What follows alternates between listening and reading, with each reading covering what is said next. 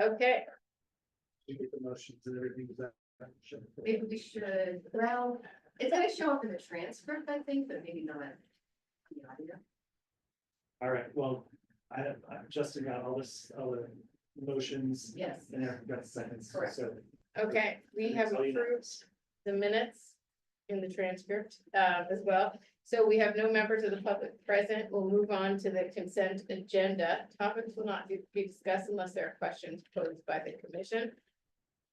Do we have any questions on the consent agenda from the commission?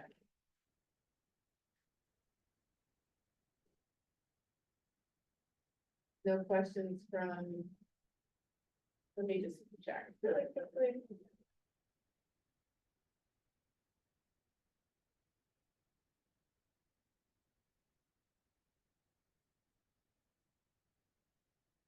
I have one question on the affordable commercial grant program.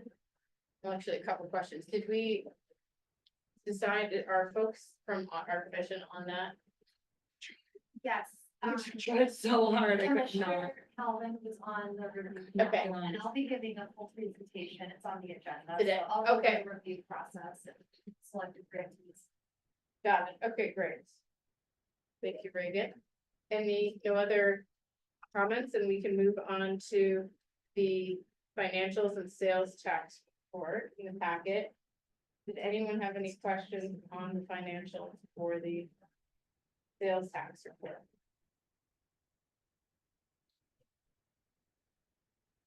Okay, let me see if I have.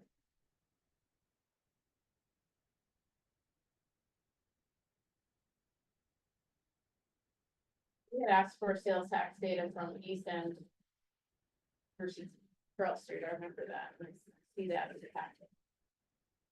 There should be a map included as well that shows the boundaries. So that was my other question we had, when I was looking at the data. What is the downtown extension? So that should also be included in your packet. Which, Like. Page 25. Oh. Thanks for calling that out, okay. So my question about the sales tax was, do you think that the vacancy rate is the biggest contributor to that? Or what do you think the biggest contributors to that are? It seems like we have varied vacancy, first floor vacancy rates across the Are you, East End, West End. I just thought that that might be a reason why the East End sales tax is lower. There are probably other reasons, but yeah, well, I think year over year, it's up a little bit, which is good, so that's a good indicator. Yeah. Of course, inflation has a little bit of pressure on that as well. Vacancy rates certainly can drive into that, but overall numbers from visitations and such that we've seen have not really indicated there's been a lack of visitors. Yeah. So it could be certainly because of the vacancy that if you look right across the street, for instance, you see those. the East End ones, yeah. Yeah. What do you think about Pearl Street and all? What's the sense about the reason for that location area being down? That one's a little bit more difficult because we haven't really seen a whole lot of decrease in occupants. So Yeah. that one would definitely take a little more research to figure out kind of what's going on with that. It's hard to do a direct causation Yeah. with a lot of these numbers. But it's something we'll certainly be keeping an eye on to see if that trends Continues. continue exactly. So this is just now into August, so I will say the visitation numbers that we saw from Placer AI around Parents Week was very high. It was very noticeable. So I'm hoping that translates into higher numbers for September as well. So hopefully that trend will reverse in September. Yes, and we know that people are, well, at least we know that people are spending less compared to the number of visitors that we have, but the areas I think are the most interesting in telling us one level deeper. So I'd love to hear more when we have more data. Okay. Okay, that's the only question from me. If we have no other questions, we can move on to the public safety update. Good afternoon. And so to you guys, let me apologize for our Chief Redford. He was planning on being here. Unfortunately, at about 3 o'clock, he got pulled into something. And he was not able to get away. So- For some reason, I thought you were gonna say that. Oh, that'd be really funny. Oh. I don't think I'd share that with everybody. Unless there was a couple beers involved. So, all right, so I got a lot of really good news and then I'll let you guys look at some of the stats. There's some really, really good statistics and data that's come out for the last month. That's showing a good trend. Couple things. First of all, new sergeant for the mall has been selected. It's Sergeant Scavo. Been with the department for a very, very long time. Absolutely fantastic office, our sergeant. He's gonna be joining us downtown here probably in March. He just had knee surgery, so as soon as he comes back to full duty, we'll get him down here. That's gonna complete our staffing for the mall. And which is fantastic. We've never had a mall sergeant, so this is gonna be a great addition to the team. So it's gonna be fully staffed with 6 officers and a sergeant full-time. So that'll be really exciting.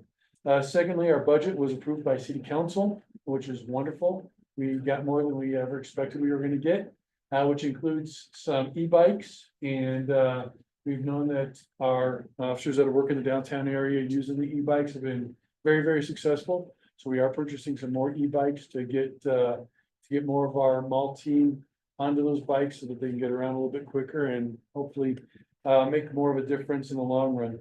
Speaking of the hiring, we are currently at 14 away from fully staffed. I just found out right before I came over here that we've got an additional 5 officers that we're gonna be laterally hiring into the city, which means that we can put them on the streets very, very quickly after a short training program. And then we've got another 9 that we're gonna be sending to the academy. So we are gonna be fully staffed by the end of the year, first part of 2025. We haven't been fully staffed since I think probably 2010 maybe was the last time we were fully staffed. So this is fantastic. We're gonna be preparing to go to the city manager's office to see if we can increase our staffing by another 10 to 15 officers, which will directly impact what's going on in and around the mall area, because we're gonna look at trying to increase our impact team, our neighborhood impact team, which works the hill and is also working the mall in the evening hours until about 3 a.m. So that'll be something that you'll notice a significant presence, usually between that 7 o'clock at night and 3 a.m. if we're able to get those additional officers, and we'll get them assigned to this area. So that's really exciting as well. What you'll see over the Christmas season is we're gonna be increasing our presence along the Pearl Street Mall area, the 9th Street Mall area. We're gonna be hiring saturation patrol officers overtime. We've done it the last couple of years, been very, very successful, we believe, when we look at the data related to thefts in the area. So we are gonna be having a couple officers every day from Black Friday through the week after Christmas. They're gonna be just patrolling these areas. They're not gonna take any calls for service. Their whole job is high visibility, being out here, hopefully being a dissuader for any people that have nefarious intent. So that'll be happening. And then we don't have any public, right? Great. So we've been working very closely with our drug task force. They've been doing a lot of operations in and around this area. They've been very successful. We're going to continue with those operations with our drug task force to try to do what we can to disrupt the meth that's coming into this area, and it's a draw for a lot of our front house. So we want to disrupt that to see if we can't as well dissuade them as well from hanging around down here. So we're working on that.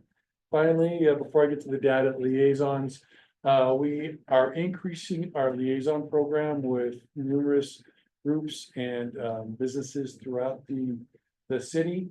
If you recognize where there's an area that we need to be focusing a liaison, having a direct contact to the police department, please get with us. Specifically, what we're looking for are those specific locations where we have chronic calls for service, chronic problems that really, it keeps on getting spread out throughout multiple different watches at the police department. So we end up with a day shifter that comes out and deals with it. We end up with a swing shift officer that comes out and deals with it. Well, they deal with it differently than the day shift officer, so you don't have continuity and how we're dealing with that issue. We want to get a liaison involved with that, so that there is continuity, there is some sort of consistency in how we are addressing the problems that you're having in certain areas. You have a luxury downtown in that you have 6 liaisons and now a sergeant that really are focused on what's going on downtown. But just outside of this footprint, if you know of anything else, please let me know. Or if there's anything that needs very specific attention, please let me know and we can work on getting that done. Questions on any of that stuff? Yeah, Is the request to the city manager for more staff for the evening shift because there's an increase in crime in the evening hours? Because I know before we had talked about it, or Yep. not the issue on the mall, please.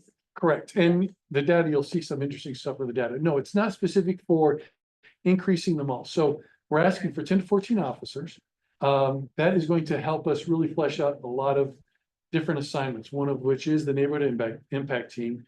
When we came up with the staffing of 190, 191 officers, it did not have account for 6 officers and a sergeant assigned solely to downtown. It was 2 officers and that was it. So we've taken it upon ourselves to reallocate some of our personnel to put a bigger presence downtown. And what we want to do is we need to flesh out these other units throughout the city that we have kind of picked from to help support this unit, help support our SAMPS, our camp cleanup team, and our HUD team. Those are different teams along with the mall that have not been supported through our numbers over the last 10 to 15 years. And so what we need to do is we need to get those numbers so we can build back up these other units that we pilfered from. And one of those that's going to have a direct impact on those of you down here on the mall area is going to be the impact team. When I was a sergeant for the impact team, I had 10 officers that solely worked the impact team, and they are now down to 4 officers and a sergeant. We need to get them back up to 8 to 10 officers so that we can increase our presence down here. And this is my opinion, downtown, especially during those late evening hours when we don't have that presence. Okay. Does that make sense? Yeah. Great. Thank you. Yeah, absolutely. Any other questions? Will you talk about the liaison? Yeah. Who is the liaison between, you said like hotspots? but So, then- yeah, so we have liaisons. It depends on what the problem is. For example, we've got the Bluebird apartment complex that's right over at 30th and in Mapleton, essentially. And we started noticing there was calls for service there that were starting to increase. And so I met with the management from Bluebird. We talked about what the issues were specifically, what time of day that was. They expressed that it was during the afternoon to evening hours. So I got with the Watch 2 commander and said, I need an officer that's going to be a liaison with them. So we have a Watch 1 officer that's a liaison with them. We've got a liaison for 1440 Pine Street. We know that there's chronic issues at 1440 Pine Street.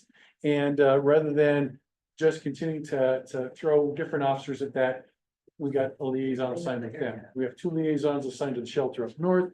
We have another liaison that's assigned over in the Thunderbird area. We have one that's assigned to Nest, part of Thunderbird.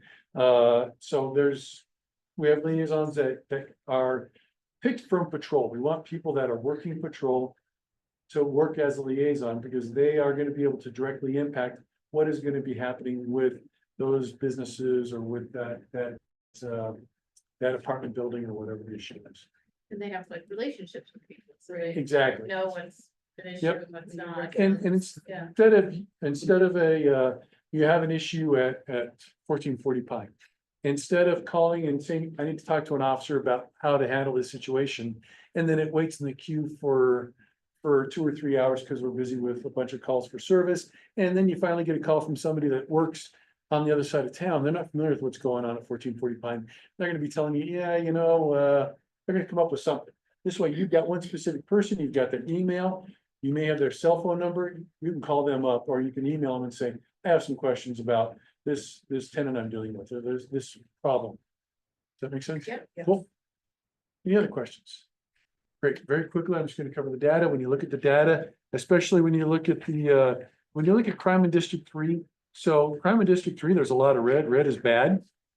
I'll tell you right now, the city, we're dealing with a lot of issues throughout the city.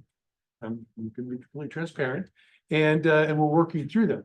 But you guys are in a certain area of District 3, that is, more directly, reflected in calls and patrols in District 3, which is the mall area. When you look at that, you see a whole bunch of green. Green is really, really good.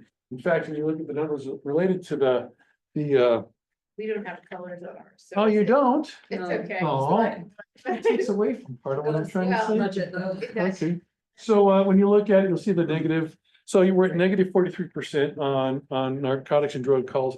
The structure fire, non-structure fires, those are mostly gonna be our people that are setting little fires, our unhoused that are setting up fires by their camps.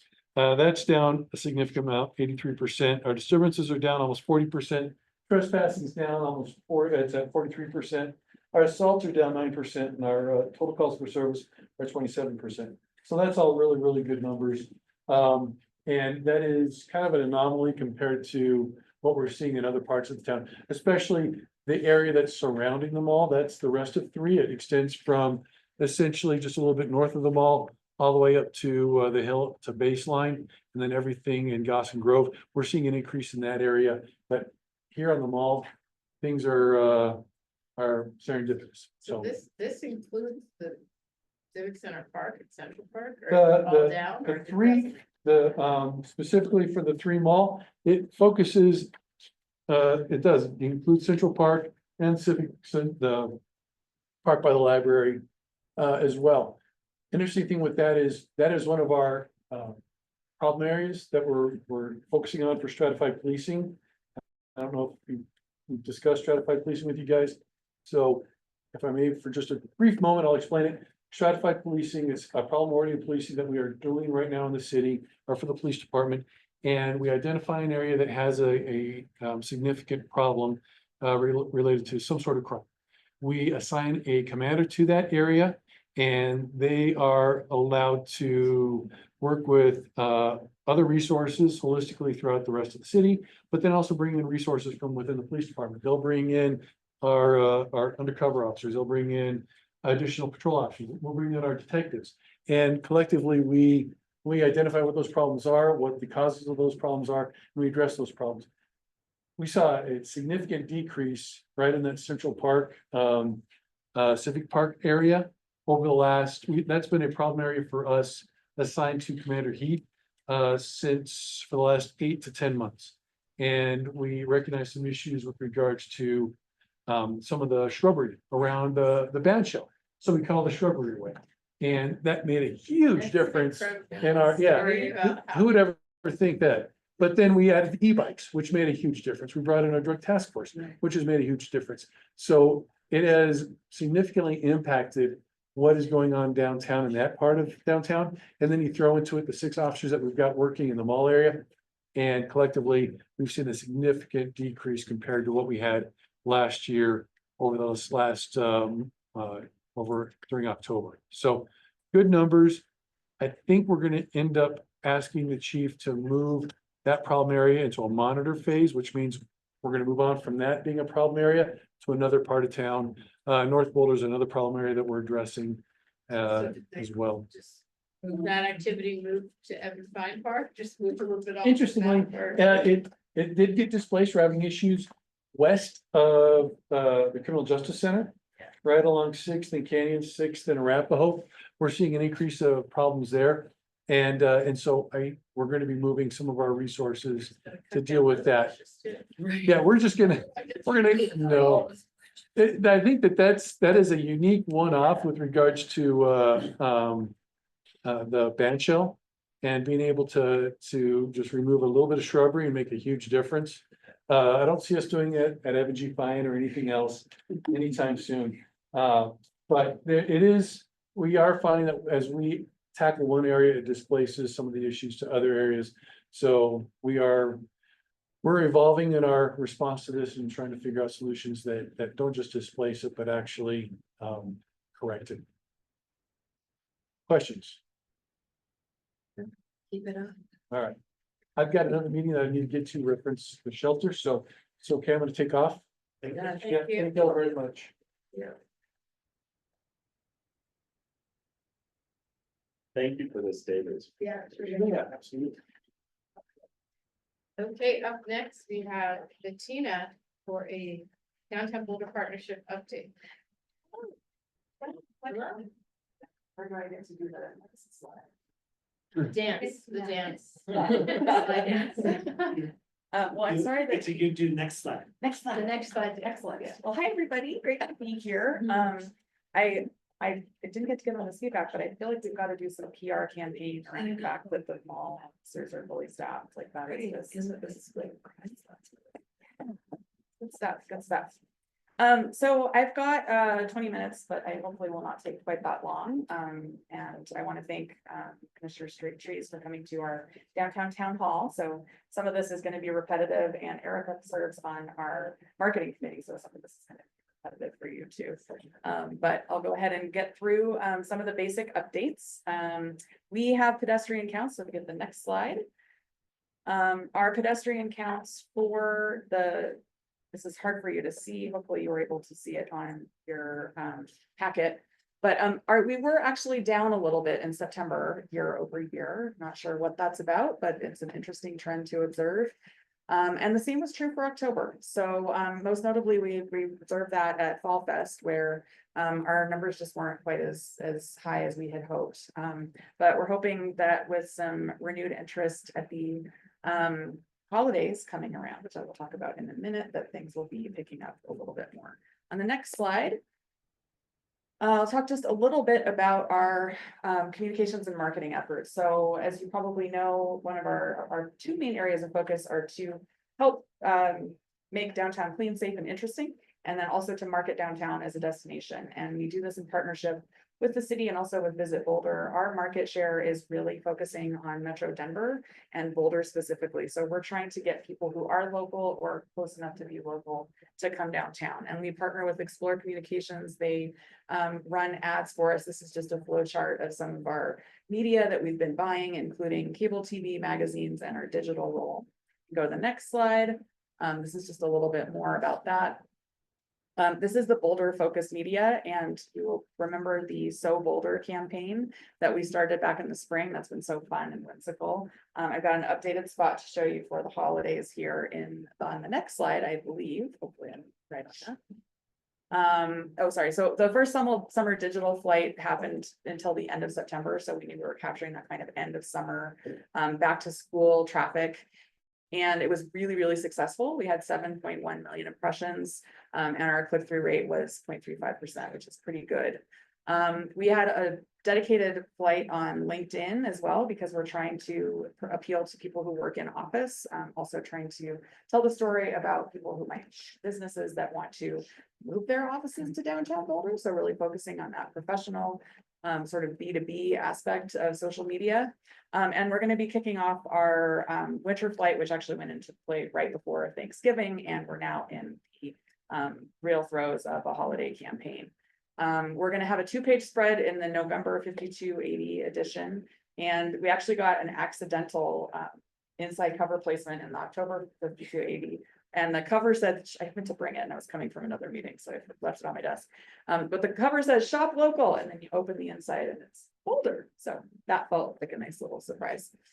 On the next slide, you can see some of our meta summary. So this is about the So Boulder events at work that we did around our Stampede. There's a great little picture of Peggy. She does well always. Who doesn't love Peggy?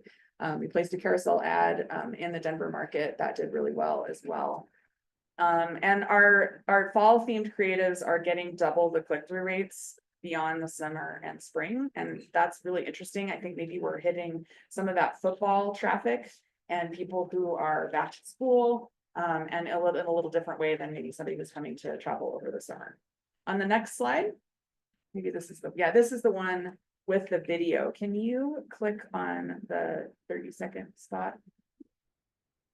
I don't know if the audio is going to work. Did that open?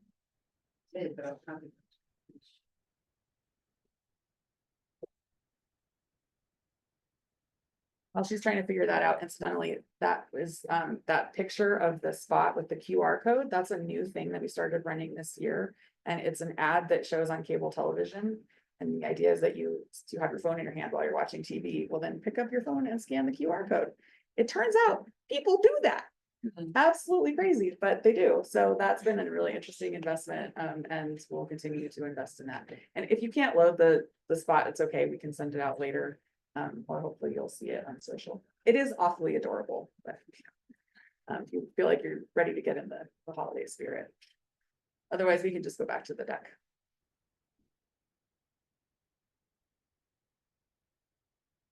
You know that an adorable holiday spot. I mean, it's in our pocket. That's true. Right.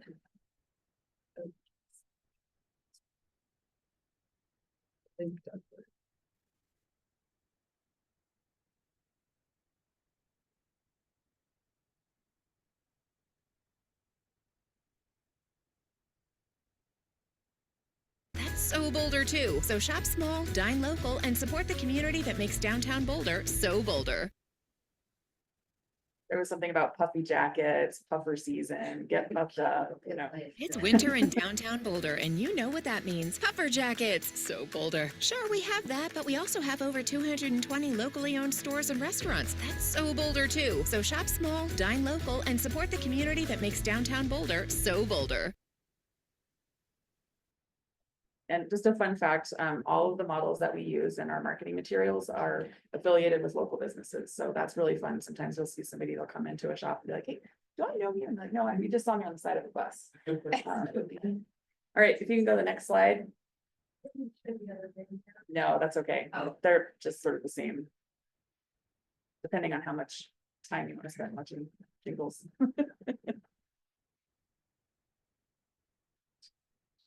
I have a question while we're waiting. How many do we know how many people come to Boulder to do an outdoor activity and then come downtown? Like, do we have a sense of if people are coming here? I'm just thinking like, why would someone from Denver come to Boulder? Mostly it's to hike or to do some sort of like outdoor activity or go to Eldora, like we're going on the way. Have we specifically marketed like in the kind of outdoor activity, then come also eat in Boulder, come also shop in Boulder? Absolutely, yeah, and that's part of what that whole So Boulder campaign is predicated on, is it's like you're getting the whole experience, right? You have a hike, you have a beer, you have a tea at the tea house, it's Yeah. the holistic experience. And while we don't actually know exactly why somebody comes to Boulder, I will tell you a really fun anecdotal thing, which is not scientific, but is a true story. Yeah. I was walking behind some people, and one of my favorite things to do is eavesdrop when I'm wandering on the Treasury Mall, just for market research purposes. And I heard some people say, God, I would much rather drive an hour to come shopping in Boulder than go to like Cherry Creek. And I said, I almost wanted to interrupt them and say, can I record you for the next, board meeting that I have to go to? But the fact is that people really do, they do come here to explore the Pearl Street Mall. It's a destination. Small town and feel compared to a big city. Yeah. Yeah, and the brands that they can't get anywhere else. Boulder Bookstore is also a giant destination for people to come, and the Sundown, and Savvy, They're all on the same block, no coincidence. The best block. No, we don't have best blocks. Our social media, these are just some summaries here of some of our search firms, search terms. Our email traffic continues to do really well.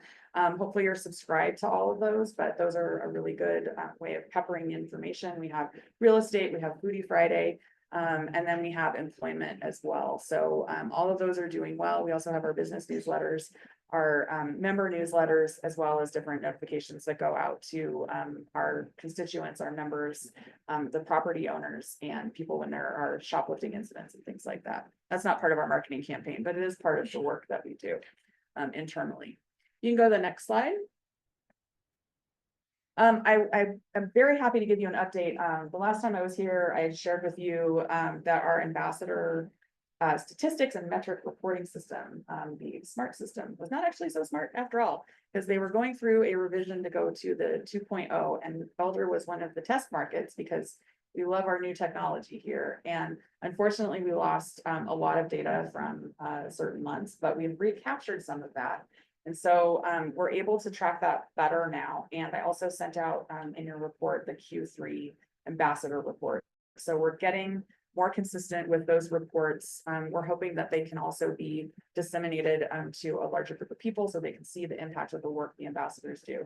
I know I say this every time, but I'll just remind you, a lot of times the work that ambassadors do is invisible because you can't see something that they have already removed. So we had some really high cleaning stats in September and October. I want to also really shout out the graffiti removal. There was a huge issue after a city council meeting. People went through and I think they put in about 11 different tags all around downtown, and our team cleaned them up within maybe 6 or 7 hours. It was gone. So really having eyes on the prize to make sure that we know what needs to be cleaned and get it done quickly. We rely on people to report those issues because we try to be everywhere at once, but we are overseeing 49 blocks. Crazy amount of graffiti. Yeah, Is that like, I know it's just the past 2 months, is that unusually high or is that it full monthly? it was high. It was high because of this group of people who are out really with the message that they wanted to spread. But yeah. If Did they you, get fined for that or would we just continue to pay to clean up? I don't know, the police department has left, but we Yeah. definitely filed a report on that specific Okay. one. And if there is an instance where it's like a repeated message showing up again and again, we make sure to work with our partners at PD and say, hey, are you aware of this? Can you try to find out who this person is? Well, I think it's like the business case. I mean, look how much money how much time it is to remove that times, what we pay. There's definitely a business case for specifically targeting those who are repeat graffiti offenders, if it's a money Right. question. Right. Yeah, And then some of it's just kind of random things. yeah. It's just a lot of time and money. Can you go to the next slide?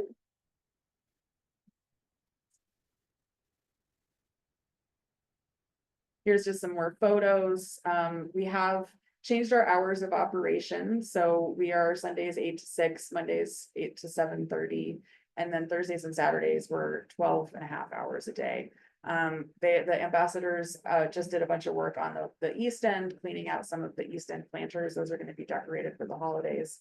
And in addition to the ambassador work, we also have a contractor who's coming in and putting up all of the lights that will be ready for switch on the holidays on November 24th.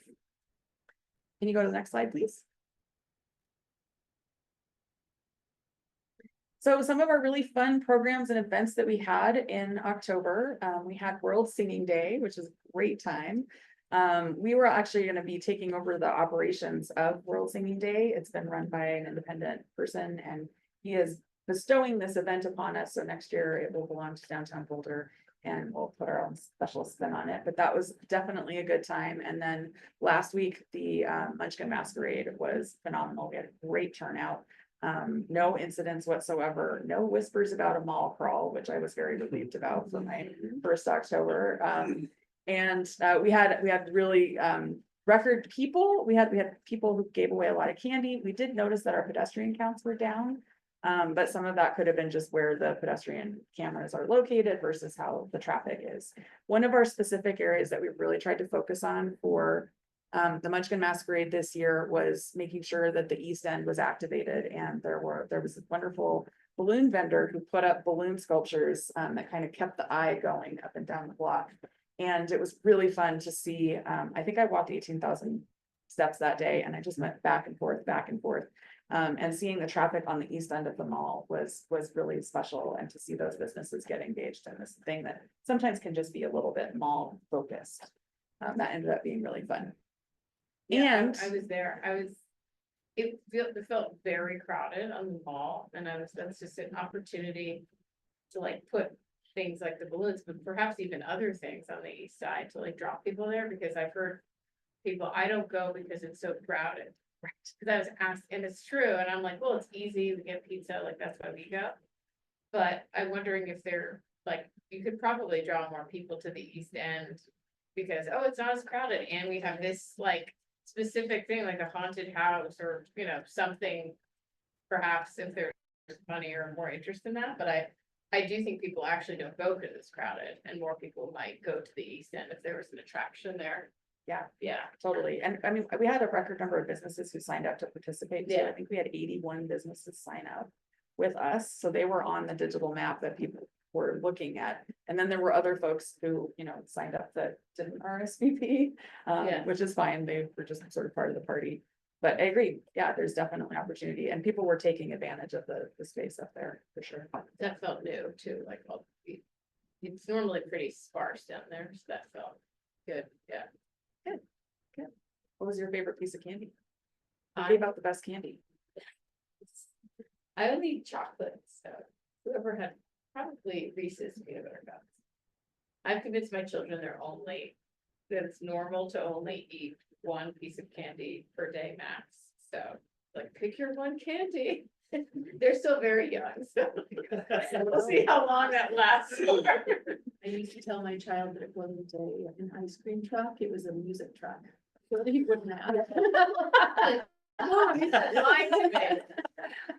Yeah, we'll see how long this. This truck has ice cream.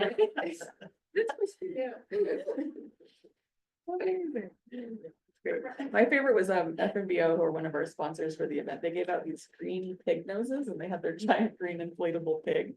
And so I kept seeing people wearing these green pig noses and I was like, is that a political statement? Like, what are we doing? That news, the new sports store, forget. Huel? Yeah, they were giving out giant chocolate bars that were like this big, so they got, and then this. I know, this went quickly because they were huge. Yeah.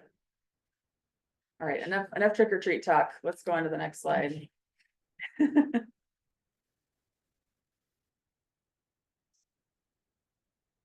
So I just want to show you some highlights from the Intercept survey. I'm not going to go into too much detail here because you can read through it, and it is there's quite a lot of data in there. But first of all, I just want to thank the Community Vitality Department for partnering with us on this survey. We've done it every single year since, or every other year since 1995.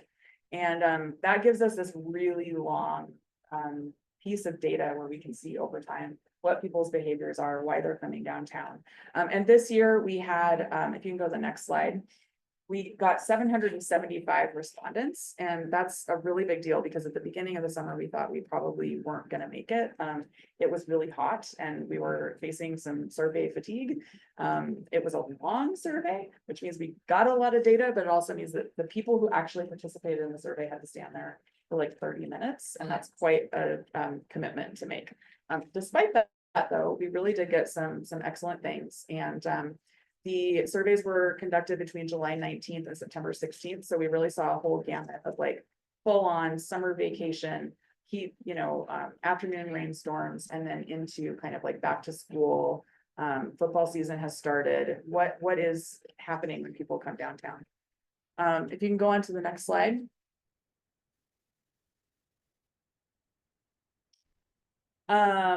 We did the biggest takeaway, and what I'm going to ask everybody in this room to sort of be an ambassador of this message is that locals are coming downtown. Locals are coming downtown.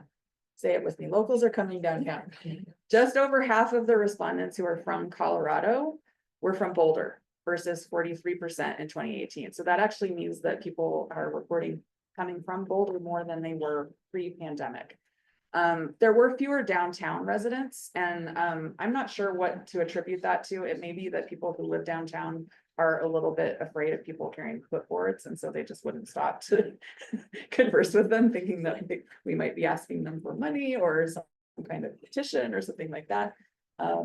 But there was an increase from South Boulder and from Gun Barrel.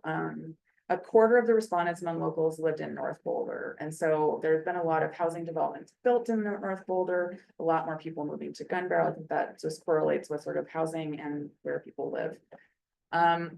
Predictably, the L-birds are really where people come from in Broomfield. And then the top states for visitation were California, Texas, and Illinois. And that has been unchanged for the Boulder tourism market for, I think, time immemorial is the scientific term. But those are really, that's where people come from. So yeah, I've covered this. If you go to the next slide.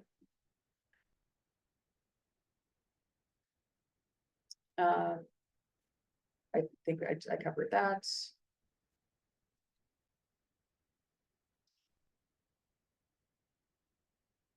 This was good news that we have so many people coming from Longmont.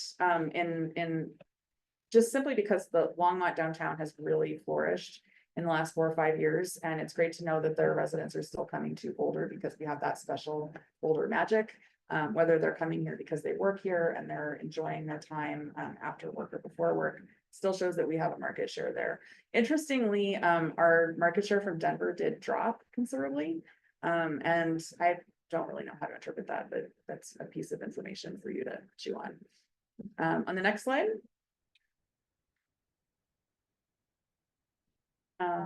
I talked a little bit about this. Where do people live coming from downtown? You go to the next slide. This is another really interesting one, right? So we invest a significant amount of money, of time and energy into how do we market? And it by far the best way that people are finding out about how to come to Boulder is word of mouth. So how do you buy word of mouth? By making sure that when people come downtown themselves, they're having a good positive experience so that they want to tell their friends.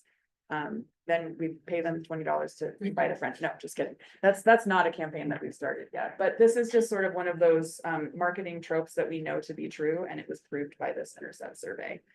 We did see a rise in social media as a way that people were finding out, and magazine articles were down. So that sort of correlates just with the general way that people are consuming media. On the next slide. I think there's something there also, like, we have a lot of friends in Denver. And like, to the extent that people invite their friends in Denver to come to Boulder versus vice versa, like it does have a, there's a lot of interplay between that. It would have an impact like at scale. But I wonder, I don't know, maybe people are inviting their friends to come to Boulder less than Denver. We did see that there is an uptick in people coming to shop. That's great for the retail industry. We saw a downtick in people coming to dine, not so good for the restaurant industry. We saw a marked decrease from 28 to 2024 in hanging out and people watching, which is just sort of an interesting thing because the Pearl Street Mall is this incredible third place where you can just sort of sit and watch humanity pass you by. I have a theory that maybe some of the people who are coming downtown to hang out and people watch the people take the survey and know that they don't want to take the survey because they watch somebody taking 30 minutes out of their day. But that's solely Bettina Swigger's insight into the survey. But there's also a downtick in coming down for employment or a job. So that is in line with everything we know about office vacancy and people working from home. Can you go to the next slide? Event attendance, we saw that people reported really there's a decrease for coming to the farmers market, which is quite odd because I talked to Mackenzie quite a lot from Boulder County Farmers Market and their numbers are actually up. So again, this might be a sort of self-reported thing. I don't think there's any major challenge there. The farmers market is doing well, but just an interesting point of data. The events like Bands on the Bricks and the Creek Fest and Pearl Street Arts Fest, they do draw people, but fewer than before COVID. And nearly half of the county residents said they didn't attend any of the listed events. I'm not sure what to attribute that to. It could be that there are more options in competing markets. And so there's a different free concert that they could go to every day of the week. Maybe they're wanting to stay home and watch movies. Maybe it's too hot. They want to be in air conditioning. I don't know, but that's just an interesting piece of data. On the next slide, I'm almost done. Thank you for this level of granularity here. This is a super, super interesting stat. So in 2018, the average total spending, not including their hotel room, is $61. In 2024, it's $116, right? So we all know stuff is more expensive right now. That's just a fact. But we also saw that people are spending, 4% of them are spending more than $500, right? So this is skewing the average in this really interesting way. Like people are dropping, if they have got money, they are not afraid to spend money. If they don't have money, they don't want to spend money, right? So that you've got people who are spending less than $100 and then you got this right here. And I think this is just sort of representative of like the missing middle class in our country. But again, that's purely Bettina Swigger conjecture. It was not brought to you by our RRC Associates survey. If I you mean, go to to, me, that's connected to the farmer's market, like, it's very expensive. But like, there's a lot of wealthy people visiting, but also new people moving to Boulder who likely are replacing, maybe people who have been like, well, things have gotten really expensive in Boulder, so I'm not gonna go to those places, but new people have like, are filling the gap. Standard of living. Yeah,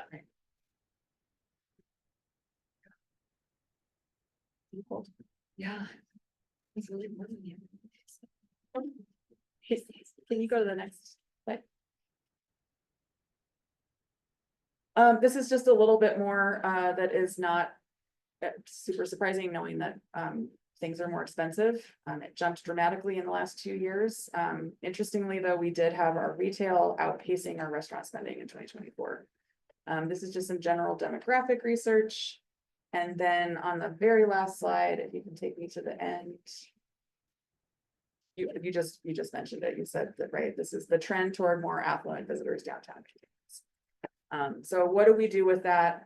How do we create space for people who are not in that top demographic, while also accepting the dollars that include the sales tax and the investment of the people who are in that higher income bracket and are new neighbors? This is the challenge that we're dealing with in 2024. So thanks for taking the time to go through that with me. There's way more data, and we did post the entire survey results on our website.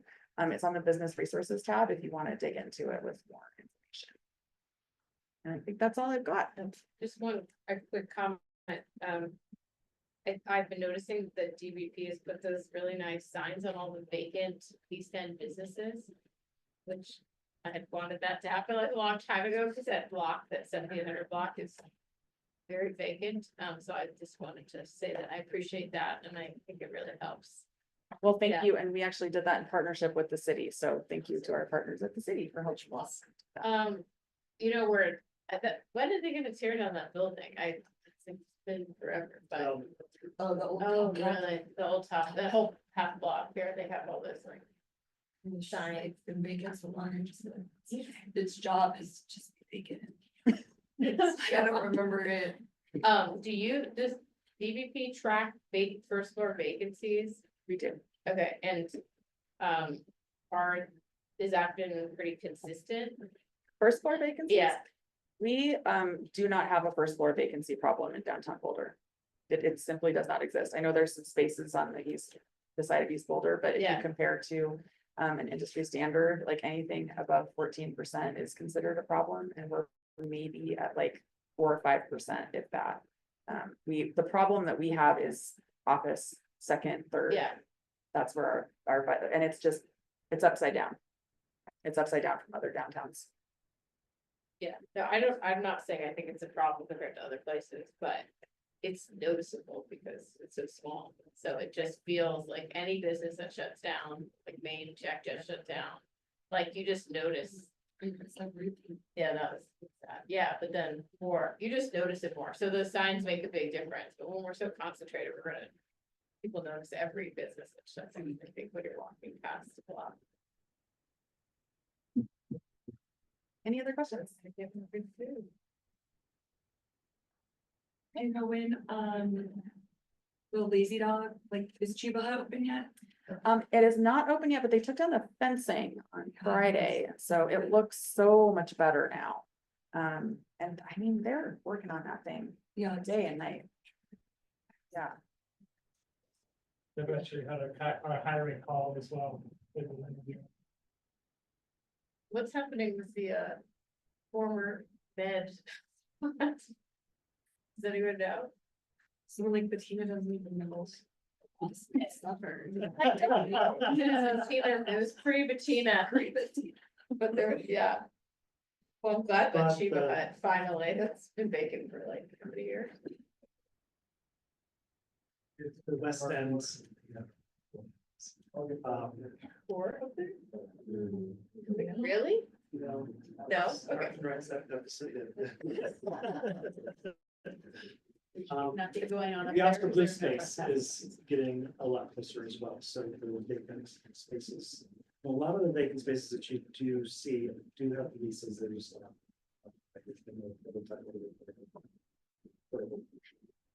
Okay. But not the minutes. There is a new French bakery coming into Really? the old Chop House. Oh, that's good. Yes.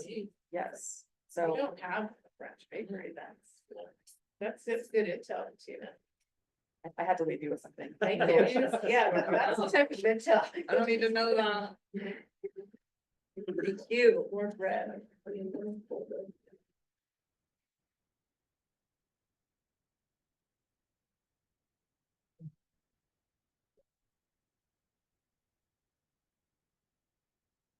Okay, so we can move on to matters from staff.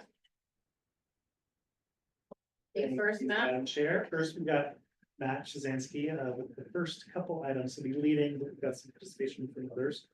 Brief update, I think, on the, commercial improvement district analysis. Thank you.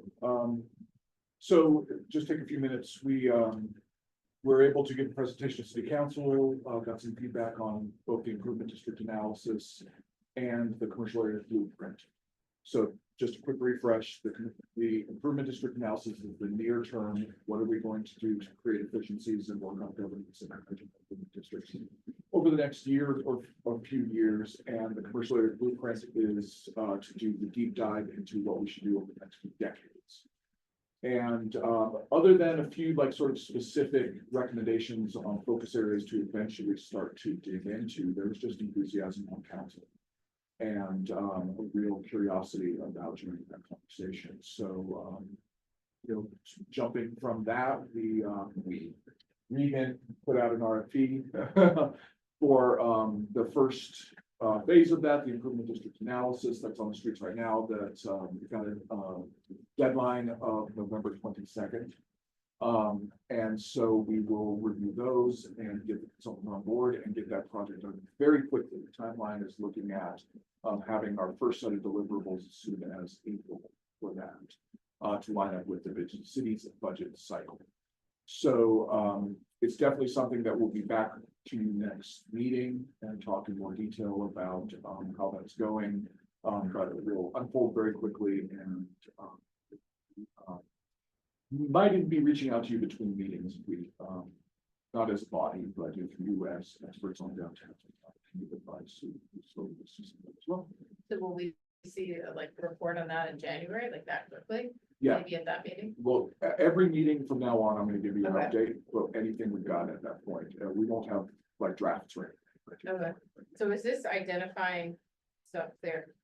New improvements to the improvement districts or new improvement districts? So it's no, thank you. Very parks. It's gonna analyze the options that we have within improvement district structures. So there's a handful of different types of improvement districts, including general improvement districts that state law allows municipalities to deploy. We're gonna take a look at what our options are in the current situation to make improvements to things like taxation levels, governance, types of improvement districts, maybe even into some border changes and things like that. But we're really looking at the immediate future of the for general improvement. Okay, Yeah, so we're talking about governance, structure, of the existing, operations. Yeah. okay. Chris, do you have anything to add? I'd say that the biggest thing that will be this area that will be relevant for the downtown commission agent is the conversations around the possibility of a downtown development authority that could incorporate a boundary that includes University Hill, and possibly and also as we see ways to fund things that we know the community wants to see as well to group connections between downtown and that too could be leveraged with resources that we have through Cajun and our money there to do more with the resources that we're granting. So more to come. First is this financial analysis to understand our options of how can we raise funds to implement current and future missions. So is that connected to the fact that the University Hill, UJIT, is that the UJIT has such little funds allocated? So is there like a lack of funds to work on the connection between the two? Exactly. Okay. Agents should not pay for Cajun should not pay for improvements in UJIT It should Yes. be budget. There should be There should be something. They could both pay for a copy. Yes, it's all. I'll never let them live it down. So yeah, that big part of the work is actually related to what our challenges for financing for projects in the Hill area. And then challenges in Boulder Junction, where the two overlapping districts that Yeah. have different mill levies.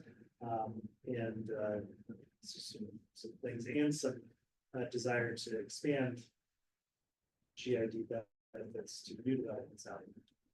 So we've got different trade-offs that we need to be evaluating in different areas. Where is the breakoff point of the downtown to the east? 18th Street. Okay, so, 18th Street for Cajun, the bid goes to to 21st Street. or something okay, like but that. then there's like no man's land between So they, that and they received the standard level of Yeah. support from the city. standard. As opposed to the premium. Premium membership. support. Exactly. That's such a government answer. Yeah. I definitely feel like now that with the Moxie Hotel, like, I think there needs to be a little bit more focus on the hill. For sure. Like, it's interesting, like, you know, Compton Oregon's out those like welcome to you families. My mom has a store on the hill and I'm like, I don't pay him out up there, like. I mean, we know these students' parents are going up there and now even more so now that there's gonna be more. So I don't know, it seems like you print like 20 extra copies, whoever prints it, but again, budget, I don't know who pays. Right, and that's the thing is there is not a business improvement district. Yeah. So that's certainly something that we'll consider through this work is other options for the hill to fund things like that. Great, because like, we can't have them taking away from all the work we're doing down here, people have a bad taste in their mouth. They don't know the boundary. Right. They're gonna think it's one thing.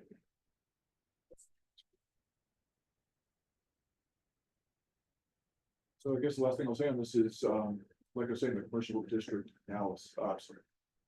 The commercial areas blueprint, is that longer term vision. And there will be some work coming up over the course of the next year or so on that. But, that is closely tied into the update of the Boulder Valley Comprehensive Plan. So if you want to get involved early, or you know people who really want to get involved early on the long-term future and health of the general improvement district, the first step is to participate in comprehensive plan update outreach. So jump into the government.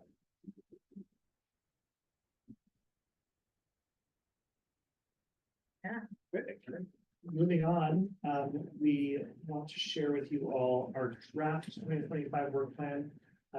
This is still in development, but this is the time of year that we take a look at priorities, where we anticipate we're going to be putting this in for time, resources, capacity in the year ahead. So just want to share with you all where we're at in that journey of establishing. So back to Matt.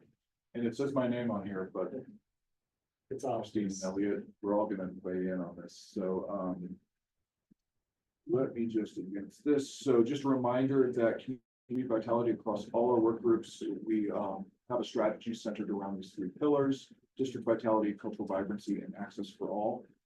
And in order to accomplish goals in those areas, we've divided that work up into these divisions. And so as we go through some very high level work plan elements, kind of give you a taste of what we have in mind. You'll see it broken up in these areas. The work planning, it is a draft. It is something that's being developed across all city departments right now that rolls up into city council priorities and a citywide work plan. And so this all integrates with a lot of work going on in a lot of departments. So it's a draft, it's a high level draft, and it's something that connects to a lot of different work plans. So it's something we're going to talk about all year. Any questions you have, just slow us down, ask, and we'll get you detail on this. But I think, yes, we're going to start with Christine. Okay. So you want to go through some of these? Yeah, so parking and access services, we have kind of like 4 or 5 different groups of folks, because we've always referred to maintenance and capital improvements as one group, but in reality, we're starting to break them into 2, it takes 2 groups to manage those separate things, as well as customer service, kind of blends with the parking and access evaluation stuff, and then also enforcement, just to make sure that all the things are working too. So parking and access, some of the big projects that we have going on this year, there's a term in the industry called mobility hubs, so getting away from just parking garages, and how do you get different types of multimodal into a parking garage? So we're starting to evaluate that, especially since we know that we're making investments in the parking garages. How do we take that moment and start to make those investments in infrastructure, as well as wayfinding in and to the garages? We talked about that last time, as well as a parking code update with planning and development services. Planning and development services is looking at a very large parking code update, and we are coming to the table for like the neighborhood management program, which it doesn't impact KJID or DNC, but it takes up a lot of time. So some of the annual business stuff that we work on is the residential access management program, known as RAMP, Chautauqua Access Management Program, CAM, and the on-street performance-based pricing. So we're evaluating that every single year to try to figure out what's going on with demand and manage that so that it's a little bit more equitable across the city. Customer service, our team is on the front lines dealing with anybody with any questions about vendor managed, like if you've got a vendor on the mall, they manage everything from them to neighborhood parking programs, all sorts of stuff. So they're answering lots of questions all day long. But some of their big projects, we are looking at pursuing accreditation just as our entire parking organization, which we're doing really, really well. And there are a couple of projects that we're going to have to increase our performance in certain areas in order to meet industry best practices. So you'll see this end up on all of the different work groups priorities for this. So just tightening things up, and then permit pricing implementation, but annually they're dealing with customer service issues, all of the parking permits for Chautauqua, commuters, businesses, neighborhoods, as well as garages and vendor permits. So they're staying busy all year round. The next one, maintenance and capital improvements. So again, the accredited parking organization also requires a certain level of performance of our garages. Hence all of the investments in our garages, as well as we are finally going to be starting construction on our 1100 Spruce garage to make things even nicer. I'm really excited to try this out. CMGC is construction manager, general contractor, just to remind everybody. So we're hiring one contractor who will manage all of the subs, and we're hoping that this will be a more streamlined process. Exciting. We're also working on a 10-year strategic asset management plan. So we will know what we're working on in all of our facilities across KJID, UJID, all over for the next decade, which will be a lift. It'd be nice to know what we're doing. And annually, we're working on capital improvements, managing assets in KJID, on the hill, and then the on-street parking meter management. We take care of all of the on-street parking throughout the city. Fun fact, I calculated all the square footage of all of our KJID owned buildings alone, and it's nearly 1 million square feet. That's just of our KJID building. Not just the buildings, that's not of the parking lots. The parking lots, that's not including this on-street parking, that's not including all of the other facilities up on the hill, and we have a grand total of 9 people who do this work. And so we partner closely with the Downtown Boulder Partnership. So they are doing a fantastic job of managing block by block, who provides the ambassadors downtown. So we're working on a lot of the asset infrastructure, and they're working on the day-to-day operations, keeping things. So it's a really delicate balance between the bid and the city and how all of this work is done. And other departments in the city, of course. Yes. Again, that standard level of service that transportation maintenance provides throughout the city. We rely heavily on them, public utilities, parks and recreation. Yes, of course, there's the Downtown Partnership and our team of 9 managing over 1 million square feet just there. Just the facilities, like there's so much more than facilities, but yes, so they're busy. And our enforcement team is just as busy because they are also working on IPMI accreditation, as well as they have to manage every single paid parking spot throughout the city. special events, parking management, ramp enforcement, camp enforcement, when there are, emergencies, our team is trained in traffic management, so they can step in emergencies, so, and that's a group of 14. So the teams are small but mighty. And we stay very busy. It's on our plan. Hey, Christine. Yeah, When is the construction starting on the garage? I will have more information, but probably Q2 of 2025. The issue is so much of the work is concrete, and concrete has to be done when it's 50 degrees and rising, so it can't be done in the time. Of the Very exciting. Wish us luck. It won't be. More And we'll details. to keep come. garage closures to an absolute minimum. Yeah.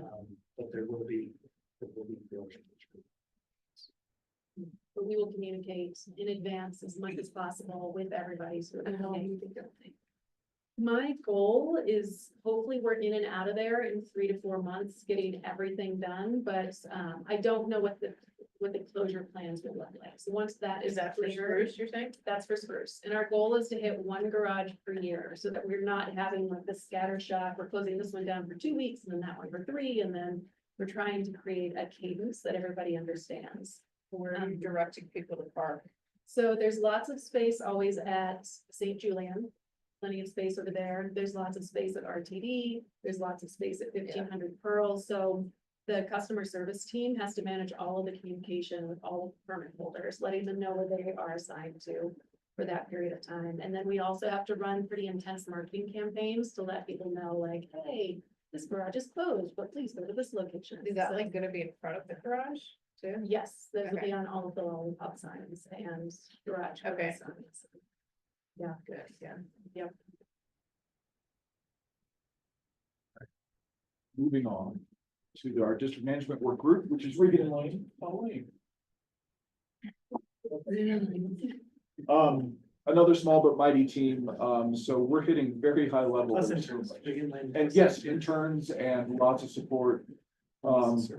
So, one thing that we're going to be, focused on, starting actually kind of now and into next year is, taking a look at our mobile vending cart program, reviewing the criteria and the process, and also just to look and feel to make sure that we're getting the best experience, and also supporting businesses who want to enter into, business on Pearl Street through that. We want to take a look at all of that. So we're going to examine that closely, and propose some improvements to that coming up. Also, as you know, RTD, eco passes are going to be expanded. And so as part of our annual business cycle, take a look at all of our transportation contracts, be deploying more resources to get all of our part-time workforce engaged onto the RTD eco pass. We're going to start work on the 50th anniversary of the Pearl Street Mall. That's going to be a cross-departmental team. It's going to involve some very important partners in the community, and make sure that when we celebrate in 2 years' time, that it's going to be a celebration worthy of the importance of Pearl Street Mall to the hearts and minds of people in Boulder. So, starting to work on that now. We talked about some of these other things. Did want to highlight the University Hill streetscape improvements. That's going to be a collaboration with our Friends of Transportation and Mobility, and taking a look at the medians on Broadway and some improvements along the commercial area of University Hill to make sure that there's a great experience as you come and go. I won't go into the annual business cycle, but I do want to highlight something. We're going to hear more about the affordable commercial program in a second. And I also wanted to highlight outdoor dining. We're going to be entering into another year of that pilot, and making improvements, trying to deploy more resources and make sure that maintenance is taken care of so that there's nothing to worry about as those street furniture materials. So, while we're on this slide, we are in lease negotiations for the space that's been vacated by Symmetry 360 and then Spruce. First floor space there. We're looking for a tenant for the base annex space here at 1500 Pearl. We do have tenant identified for the kiosk where Ruthie's was. nothing signed yet, so, don't overshare it. Case it doesn't, work out. A lot of, movement there in the first quarter. It's funny, I just noticed the other day when I was driving this yellow thing right at Tiago. Oh, Yeah, that's really good. yeah, that was It's like fine. sticking out. But that's not me, yeah. That's foolish, guys. Oh, Oh, But there's one at Tiago. There's one. Oh, yeah. Oh, yes.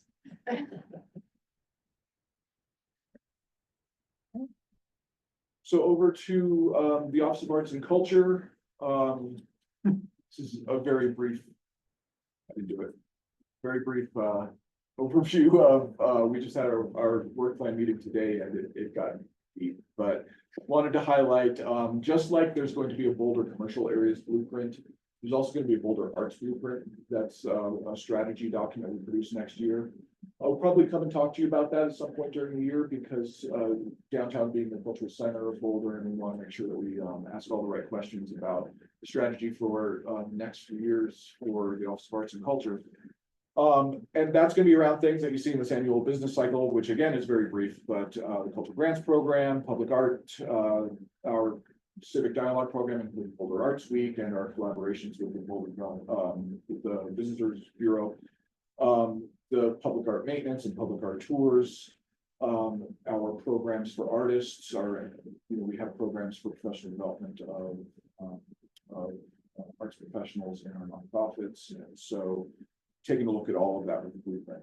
Some other stuff coming up 2020, I'm sorry. here's a question about, is there a owner of like what is the overall look and feel that we're going for with art in Boulder, or is it just like we like this artisan thing kind of haphazard, not that that's bad, just like, yay, let's just do that, or let's do that, or is there like an overall, like, we want to increase this feel of this type in the downtown with art or something?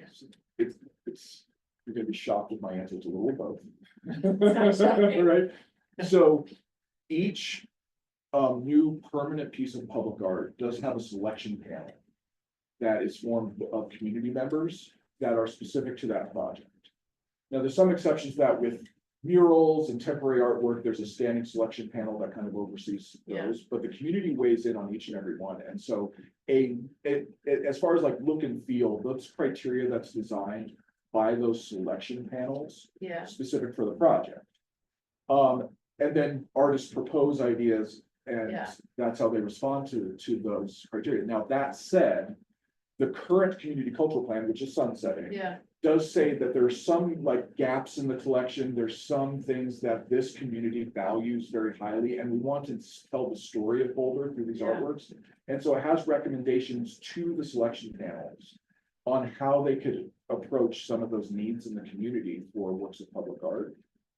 The Arts Commission is the one that sort of is our voice for that. And so there's an arts commissioner that sits on every community selection panel, and one of their responsibilities is to carry forward some of those things. got it. Yeah, I was on one of those and it felt a little bit more influenced by the people and their preferences about like what ended up being chosen.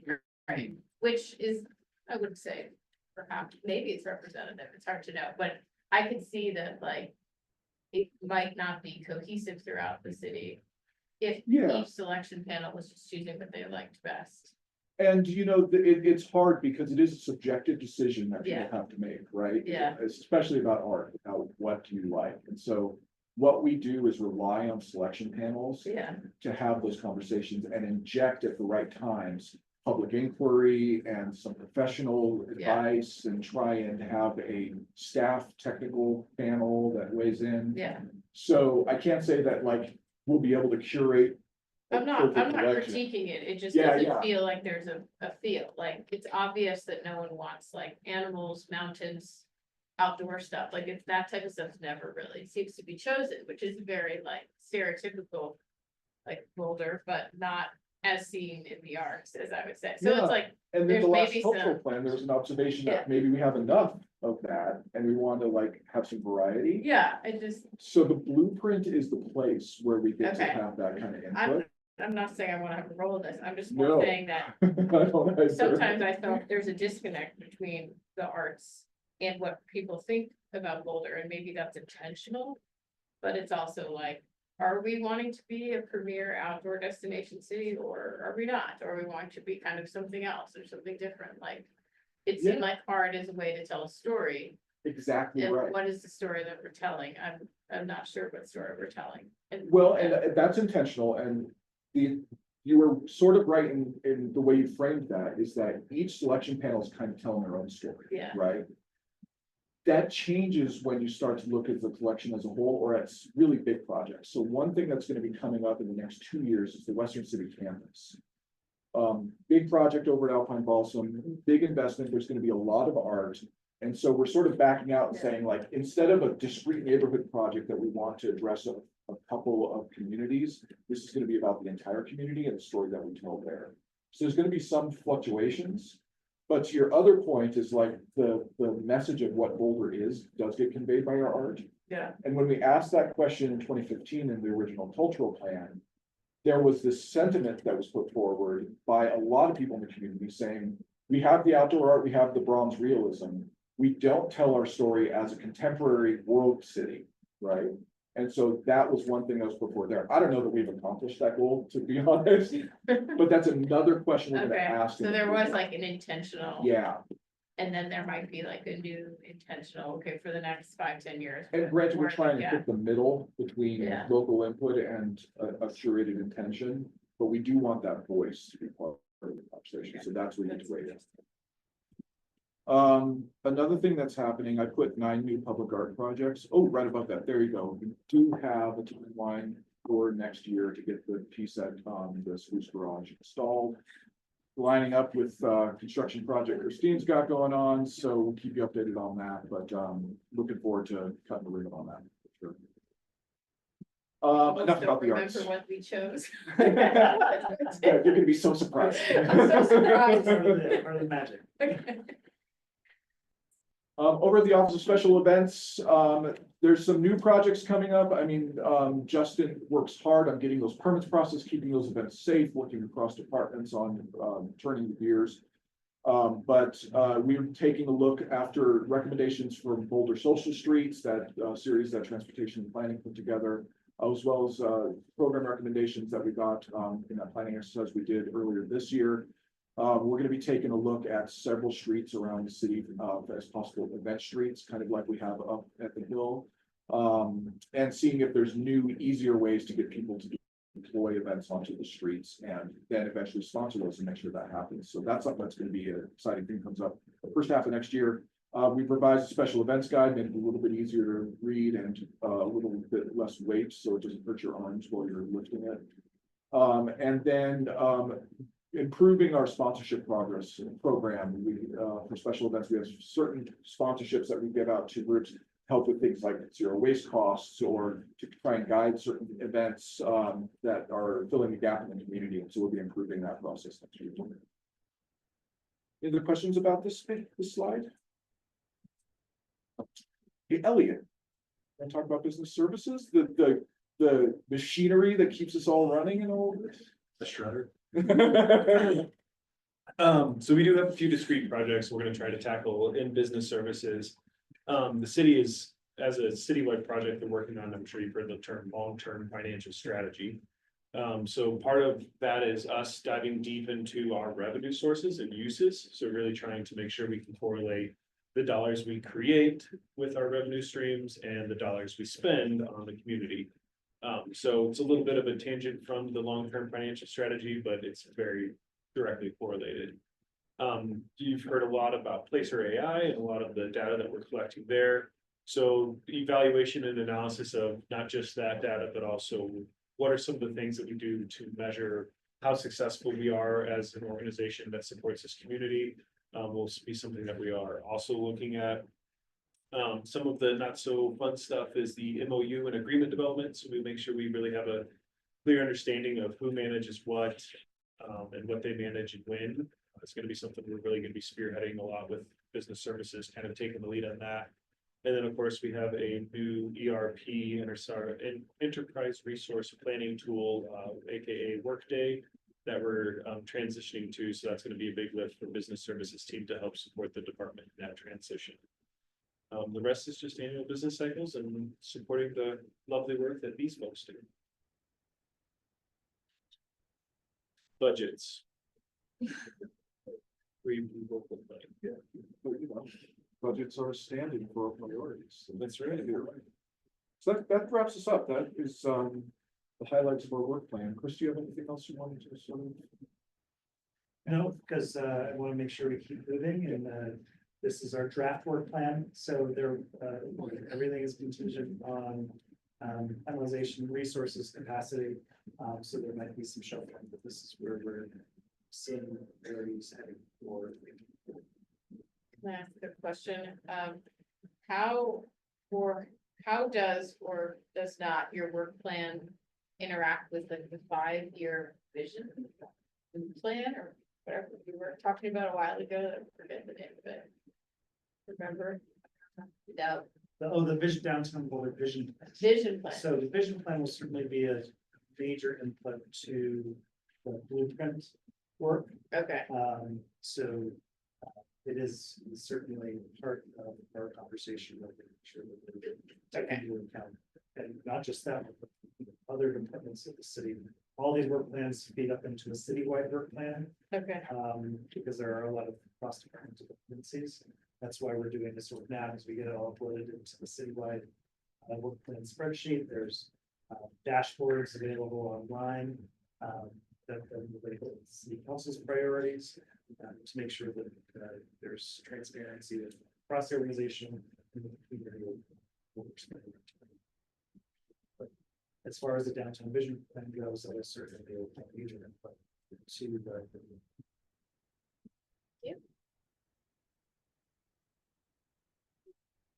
Thank you. Thank you, guys. Next, we've got Regan for an update on our portable commercial pilot program.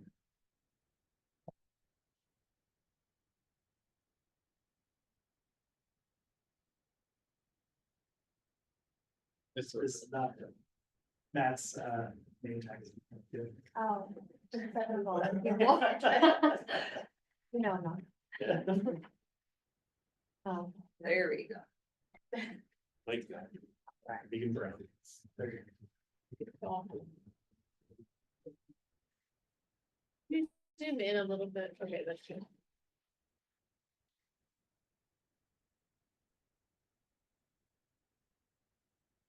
all right, affordable commercial grant pilot program update. Quickly go over the agenda. I'll remind you all of the purpose of this work. Go over the review and scoring process that we followed to ultimately select grantees. And then I'll go over quickly just some next steps. So as a reminder, the purpose of this work is to address a gap in the market for more affordable commercial space and increase opportunities for our small local business community to thrive in our commercial centers. And the grant program was available to eligible property owners, property managers, new business ventures who were proposing to renovate or repurpose existing commercial space with the requirement that they provide long-term affordability to multiple tenants. So we received a total of 5 applications. To review those applications, we convened a review panel, which consisted of city staff, so myself and Jennifer Pinsino. She's in the city manager's office and oversees the economic vitality program. Dan King is a consultant with the Small Business Development Center, SBDC. Claudia Sanchez, she is a community connector. So for those of you who are maybe unfamiliar, Community Connectors is a city program that works with community members to represent underserved communities within the city. And those members become involved in city projects and programs to really help the city make better decisions and elevate the voices of these historically underserved communities. And then lastly, Commissioner Calvin served to represent DMC as a non-voting member. Applications were scored on the following criteria, so supports for local small businesses, impact, feasibility, and then project longevity. Is there kind of like a long-term impact and affordable component? And the criteria were broken down even further and posed specific questions that really helped guide the review panel to make decisions and scoring. And the highest scoring applications were recommended for funding. So again, we received 5 applications, and these 3 outlined here were the highest scoring, and we were able to fully fund all 3 of them. So that includes KGNU Community Radio proposing a project south of Pearl on 14th Street, Top Hat Supply on East Pearl, and then the new local over on the west end, and I'll dive into each of these a little bit more. So KGNU, we awarded them for a grant that supports the renovation of their new 10,000 square foot community media center, which enhances their digital and broadcasting capabilities. So the project aims to provide affordable, accessible space for community-based program in training in Boulder Civic Center. And their project proposal included a commitment of below market rental rates, not only for KGNU, but also for a cafe space, performance space, meeting spaces that will be housed within that community media center with a long-term affordability commitment of no less than 10 years. Top Hat Supply, capital improvements and rent subsidies to help revitalize East Pearl and ensure arts representation remains in downtown Boulder. The project supports over 30 artists annually and is projected to engage over 200 visitors monthly. Housed in that space will be a working artists nonprofit, which will serve as an incubator space to provide more affordable space to artists in the community. And that'll also include studio and gallery representation, monthly open hours for artists, community cultural events. So really great opportunity to kind of revitalize the East End. And then lastly, the new local. So a bit similar to the Top Hat project, this project is focused on the arts. And the grant will support heating upgrades for the space on West Pearl, but also provide a rent subsidy over at least the next 5 years, which will allow the new local to better support the sustainability and visibility of the women-owned businesses that it supports without the overhead pressures. So in summary, these applicants in this grant pilot program will support projects that not only improve existing commercial spaces, but also enhance community access to arts, media, and cultural resources. Can I ask a question? Yeah. Were any of these spaces vacant or previously top? Top Hat Supply and KGNU. Okay, so they're vacant, okay, Yeah. but the new local is the pre-existing. Yeah, exactly. Next step, so currently finalizing scopes of work for these grantees that we awarded and just finalizing the agreements, the contracts that we're going to be executing with them. The goal is to fund these projects and evaluate the successes and identify any opportunities for improvement. And we're budgeting for a future phase of affordable commercial, but this is a pilot program that will really help inform that.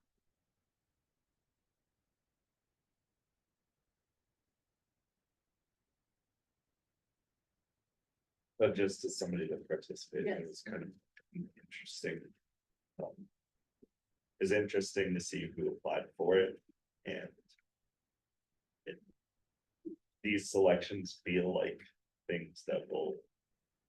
Inject Boulder with culture. I don't know, some invisible. Small business that. Right. So. appreciate you participating on the review panel. And I think kind of along the lines of what you're saying, I mean, one of the scoring criteria or the questions was, does the project provide additional community benefit? I think these three really stuck to that out of all five. That's great. Yeah, nice work. I connected Reagan with another developer who said that. What I want to help, but this felt too complicated for me, and like, which I think is probably a certain swath of like major developers who are just like, they don't do this sort of thing, this is like grant nonprofit stuff. So, but I think he was willing, and I think other people probably are willing to try things, and so I think this does open the door to say, hey, we have one successful program, this addresses this need. We're open to additional pilots that might not actually meet those goals, but might meet some of their goals. Like, Absolutely. and I think there's clearly an interest in maybe filling space temporarily. Which we still might want to do that. That still might be good for the city, fill the space temporarily with underserved communities. Yes, when there's like a full paying tenant, like maybe they can't stay, but maybe we could negotiate. That, I think that's still a benefit to the community, and we should still explore other pilots that are maybe not the ideal, but still better than vacant space and people not, being present and. But maybe if they release the space. Well, It's like also. they're business people, like, they have different goals. Vacant mean- space is a vacant space, I mean. Well. Just. I'm sure they've done the analysis and they're making a decision for some reason. Yeah, but I think getting more feedback from those who didn't participate and other things they would be interested in is Yeah. definitely good, because there's a lot of need and still a lot of opportunity. For sure, and that'll be part of next steps too, is doing additional community outreach and gathering that feedback.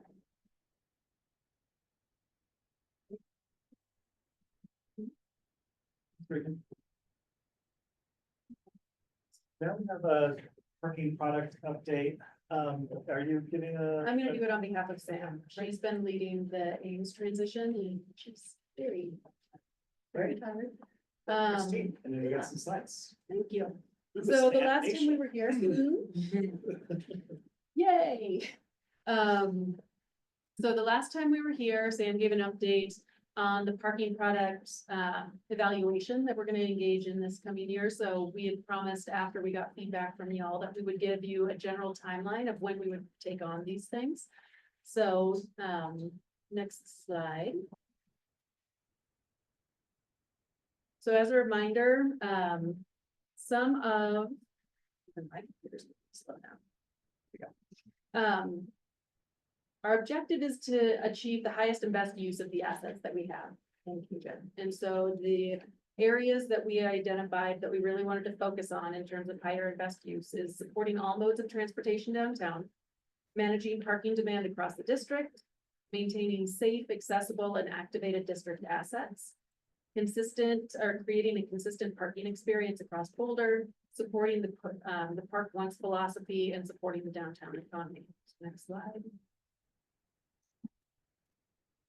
So this is we are in the middle of work planning. So this is a tentative timeline. Things can flex and such as things come up, but wanted to give you a general idea of what we're thinking about. Next slide.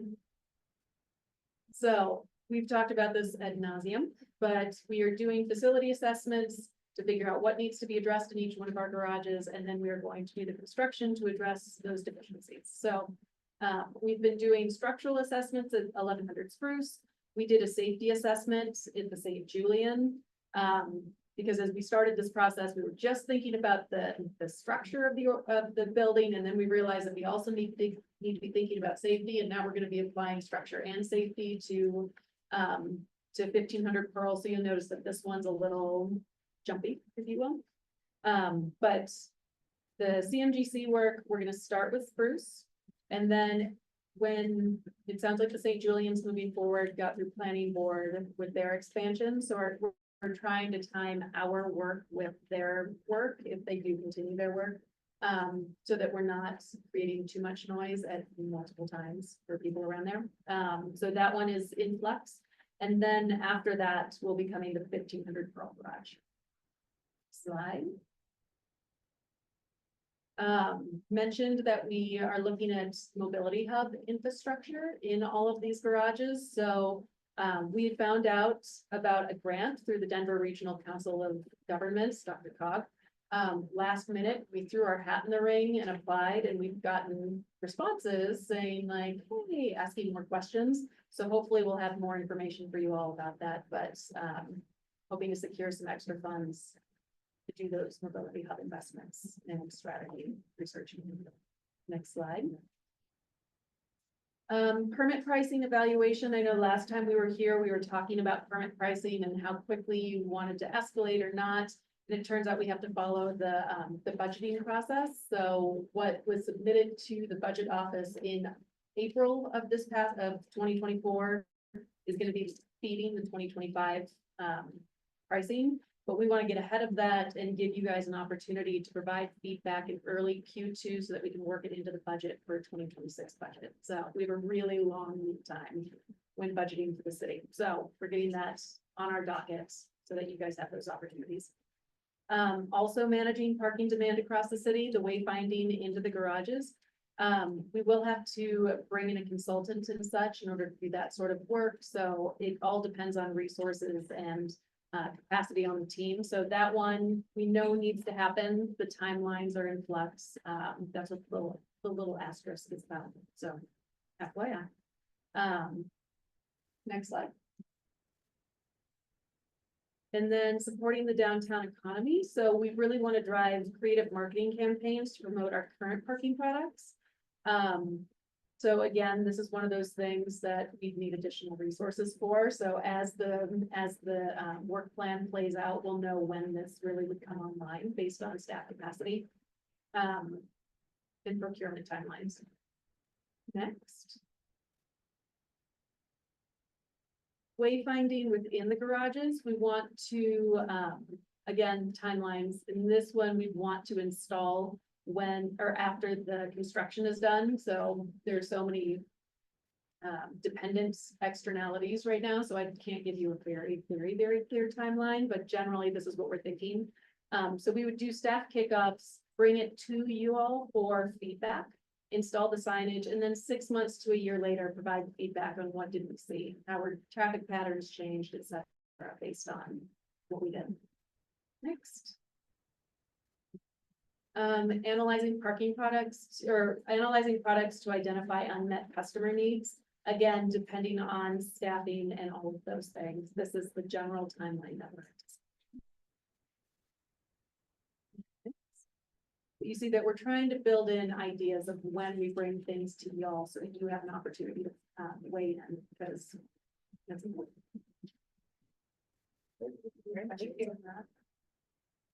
So I guess the next steps are, do you guys have any questions or feedback on the proposed timelines?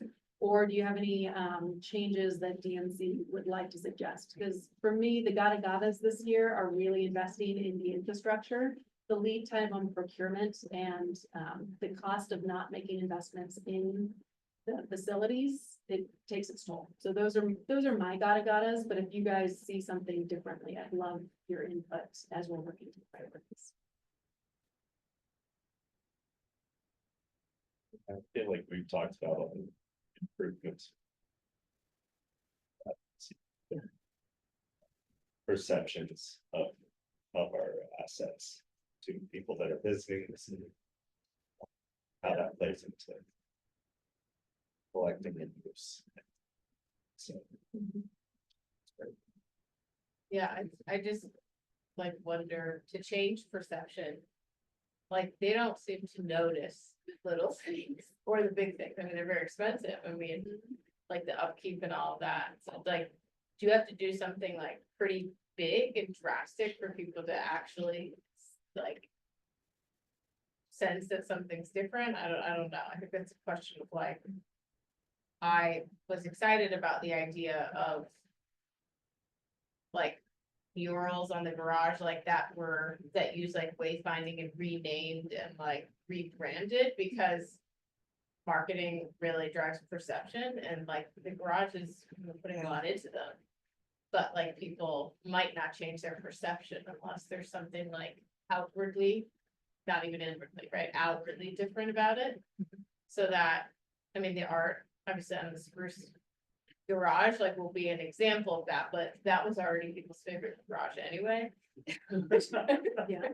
So like, how do you draw people besides there's open parking spaces to the other garages? Like, I do think you might have to do something bigger, like let's, rename the garages and have like some art defining thing that draws people there and said, oh, like, I know no one's gonna take my idea of the woodland animals theme, but I like the wolf, the like local Boulder animals, we're really into that. We have art in our house that's like the owl and it's in our neighborhood and like those are things where people would be like, I'm gonna go to the owl garage. Like, I think the current I'm not saying we should do that, but those changing public perception seems very outward to me and less about the inward feel because those people aren't going in to begin with. They're just, so that's just my like, do we have to do something big?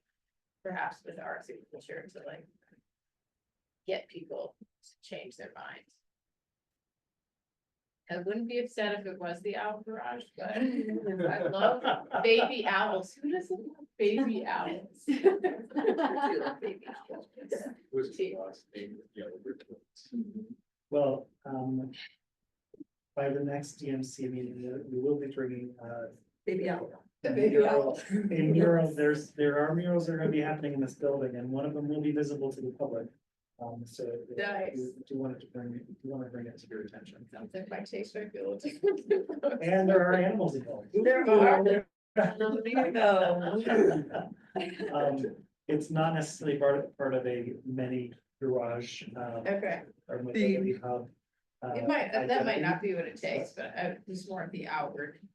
But we can get there. Yeah. Yeah, and I'm hoping that the wayfinding in the garages would incorporate some of what you're talking about. Something, Yeah, I don't want to be directive of what it looks like. Yeah, okay. My magic wands. I agree with you. There should be some identifying feature in each garage that helps people find. There normally like doesn't need to be in garages, but I think we're just trying to solve a particular problem of local perception and differentiation. I have to escape. My child is at school still. Still?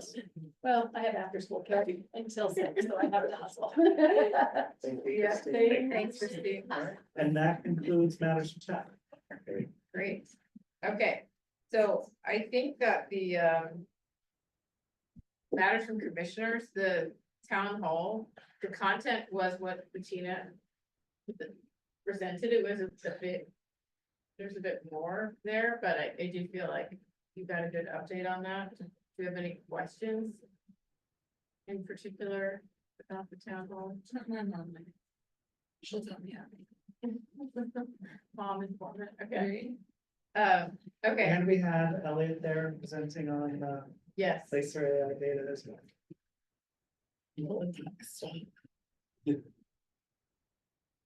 Yeah, I think there's a lot of interesting questions from the big survey. People were very interested in that, and the takeaway that I heard at least was what are we going to do with what we've learned? And how could people better work together on addressing some of those things? But that was just the overall feel. But I'm glad that I went, and I would recommend that you two go when they do that again.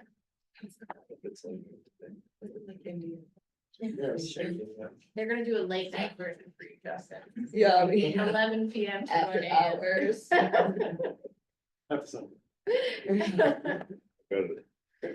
So, with that, the next topic we have is 2025 priorities.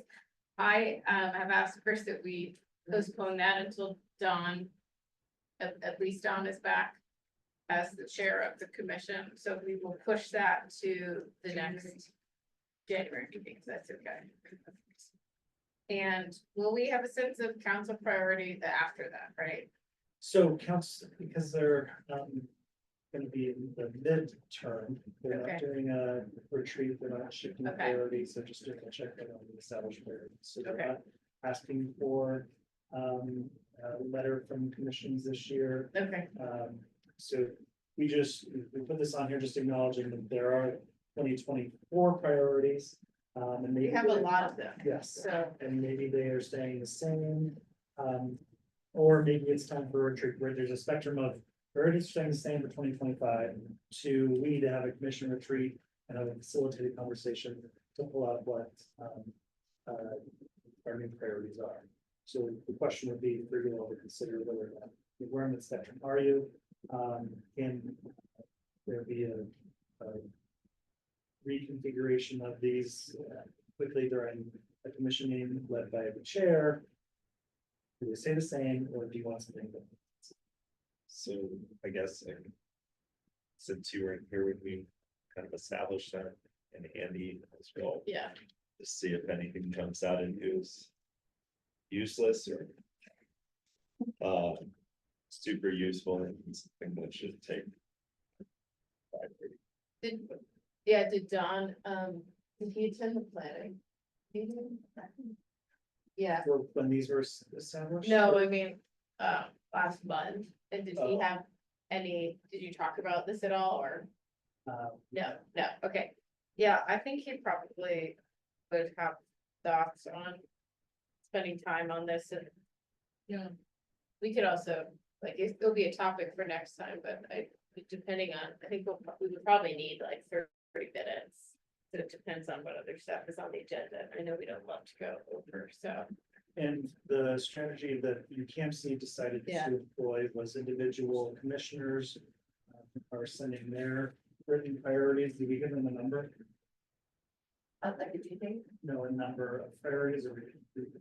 I like the idea of like the top, So I many- think we have maybe 4 too. Yeah, sending your top 4 priorities to Lisa. Staff collects each of the individual responses from the commissioners, and then we synthesize that into a collective mission. Yeah, we have 20, which seems like too many. So I like the idea of the top 4, top 5, and then we can see the overlap between. And maybe narrow this down or adjust it a bit. I'm sure Don would like that idea. So we could put that into action right now. Yeah, So you send an email, it sounds like asking for the top 4, top 5 of these. yeah, or any edits. Or a new, or new. A new or a Yeah. adjustment of it, like you might like part of it, but then it's Right. like too specific or too broad. So, okay. Kind of broad. Some of them are really broad and some of them are really specific, so that's kind of, Using these as your guides. Yeah. It doesn't have to be this, it doesn't have to be the exact language, but if you're seeing some ways that you could smush several into one, feel free to do that. That might be how Don might go about it anyway. So okay, if that sounds like a good approach. for you yes, all, do then we can have bring this, reminders, due dates? Great. Thank you, Lisa, for keeping us track. Okay, so with that, can I have a motion to adjourn the meeting? All in favor? Hi. Aye. Thanks, everyone. Thank you.